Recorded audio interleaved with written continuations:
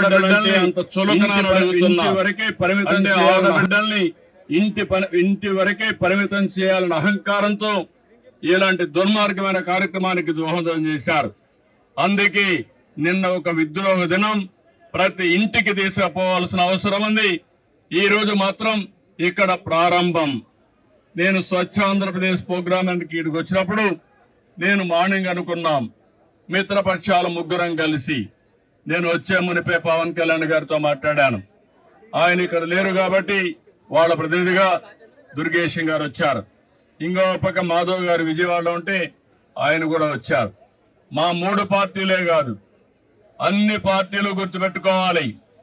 మహిళల్ని మీరు ఓటు అడగాలంటే మహిళా సాధికారత కోసం మీరు కూడా అడ్డంకులు సృష్టించకుండా ఉండవలసిన బాధ్యత కర్తవ్యం మీ పైన ఉందని హెచ్చరిస్తున్నా.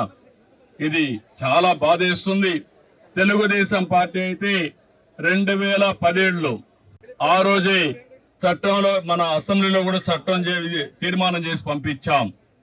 ఇది 3 దశాబ్దాలుగా ఒకప్పుడు కాంగ్రెస్ పార్టీ ఉన్నప్పుడు కనీసం అసెంబ్లీలో బిల్లు పెట్టలేకపోయారు. అలాంటిది 2023లో బిల్లు ప్రవేశపెట్టారు. కానీ సెన్సస్ చేసిన తర్వాత మళ్లీ దీన్ని అమలు చేయాలని చెప్పి నిబంధన పెట్టారు. కానీ 29కి మహిళలకు రిజర్వేషన్లు చేయాలనే ఆలోచనతో ప్రధానమంత్రి గారు ముందుకొచ్చి ఈరోజు సవరణ బిల్లు తీసుకొచ్చారు.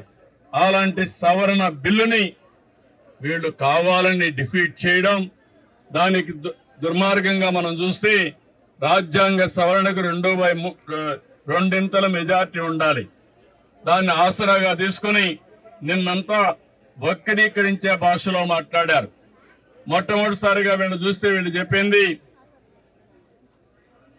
దక్షిణ భారతదేశంలో ఉండే రాష్ట్రాలకు అన్యాయం జరుగుతుందని, నార్త్ ఈస్టర్న్ స్టేట్స్ కి అన్యాయం జరుగుతుందని దానిపైన బేషరతుగా పార్లమెంట్ లో ప్రజల సమక్షంలో అందరికి అర్థమయ్యేట్టుగా చెప్తే దాన్ని వదిలిపెట్టి ఇంకా లేనిపోని సాకులు పెట్టి బిల్లుని డిఫీట్ చేయడం అనేది చాలా బాధేస్తుంది.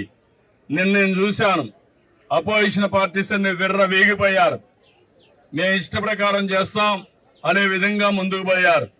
అంటే మీరు ప్రజలు ఎన్నుకుంటే చట్టసభల్లోకి వచ్చారు.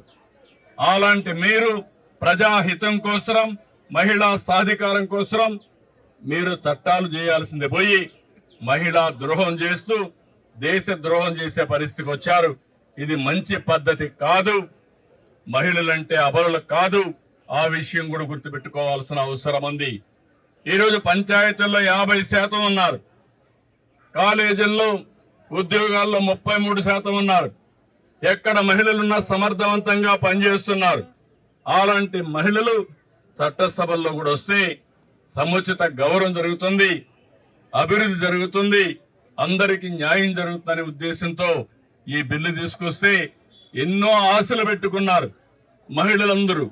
మళ్లీ కించపరిచే విధంగా, మహిళల యొక్క ఆత్మాభిమానాన్ని దెబ్బతీసే విధంగా ఈరోజు ఆ బిల్లును డిఫీట్ చేశారు. ఇది క్షమించరాని నేరం. దీనికి నిరసనగా ఈరోజు నిడదవోలులో ప్రారంభం. ఈ ప్రారంభం ముందుకు తీసుకుపోతాం తప్ప వదిలిపెట్టే సమస్య లేదు. వీళ్లకు చేసిన ద్రోహానికి ఆ పార్టీలకి రాబోయే రోజుల్లో డిపాజిట్స్ రాకుండా చేయాల్సిన బాధ్యత మనందరి పైన ఉందని చెప్పి తెలియజేసుకుంటూ అప్పుడే ఈ మహిళలకి న్యాయం జరుగుతుంది.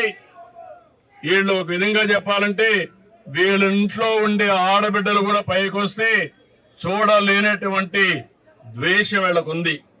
అంటే వీళ్ళ ఆధిపత్యం అది పోవాలి. అందరూ సమానం. మన ఆడబిడ్డలను మనం గౌరవించకపోతే ఎవరిని గౌరవిస్తామని అడుగుతున్నా. కాబట్టి దీన్ని చాలా తీవ్రంగా ఖండిస్తున్నా, గర్హిస్తున్నా. ఈ విషయం గుర్తుపెట్టుకోమని వాళ్ళు హెచ్చరిస్తూ రేపటి నుంచి దేశం మొత్తం తీసుకెళ్తాం, ప్రతి ఇంటికి తీసుకెళ్తాం. మరొక్కసారి విజ్ఞప్తి చేస్తూ అందరికీ నమస్కారాలు. అందరూ సహకరించమని మనస్ఫూర్తిగా కోరుకుంటున్నాం.